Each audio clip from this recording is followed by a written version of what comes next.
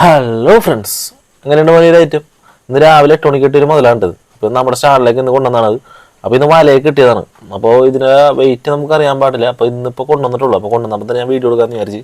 അപ്പോൾ ഈ ഒരു മീനിനെ പറയുന്ന പേരെന്ന് വെച്ച് കഴിഞ്ഞാൽ ഹമൂർ എന്നാണ്. നമ്മുടെ കറൂപ്പൊക്കെ ഇല്ലേ, ആ ഒരു ഇനത്തിൽപ്പെട്ടൊരു മീനാണ്. അപ്പോൾ ഇതിൻ്റെ ഒരു മീനിൻ്റെ ഒരു പ്രത്യേകത എന്ന് വെച്ച് കഴിഞ്ഞാൽ ഇതിൻ്റെ തലഭാഗം ഇത്തിരി വലുതായിരിക്കും. ഓടല് അതിൻ്റെ അത്രയും തന്നെ വലിപ്പത്തിലുള്ള ഓടലായിരിക്കില്ല, തല ഇത്തിരി വലുതായിരിക്കുള്ളൂ.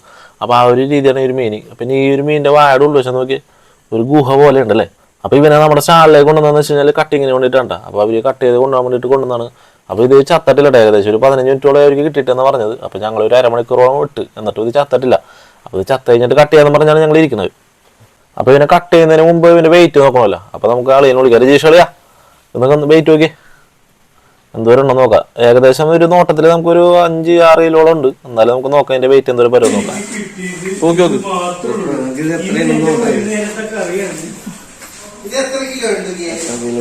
അമ്പോ, നമ്മ ഉദ്ദേശിച്ചത് 350 ഇതിന്റെ വെയിറ്റ്. അപ്പൊ ഇതാണ് നമ്മുടെ ഹമൂർ എന്ന് പറഞ്ഞ മീൻ. അത്യാവശ്യം നല്ല ടേസ്റ്റുള്ള മീൻ തന്നെ ഉണ്ട്. അപ്പൊ ഇത് നമ്മുടെ മസാലയൊക്കെ ഇട്ടും പൊള്ളിക്കാനൊക്കെ നല്ല അടിപൊളിയാണ് ഈ ഹമൂർ എന്ന് പറഞ്ഞ മീൻ. അപ്പൊ നമ്മുടെ മറ്റേ ബിരിയാണി ഒക്കെ ഉണ്ടാക്കാനായിട്ട് ഈ ഒരു മീൻ ഉപയോഗിക്കാറുണ്ട്. അപ്പൊ എല്ലാവർക്കും ഈ ഒരു മീൻ ഇഷ്ടപ്പെട്ടല്ല. ഓക്കെ, വട്ടം പിടിച്ചോണെങ്കിൽ കെട്ടിപ്പിടിക്കണോ?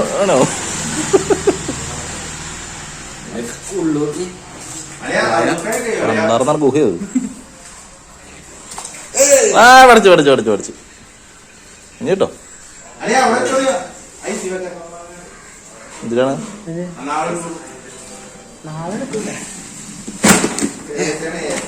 എനക്ക് വന്നിട്ടേ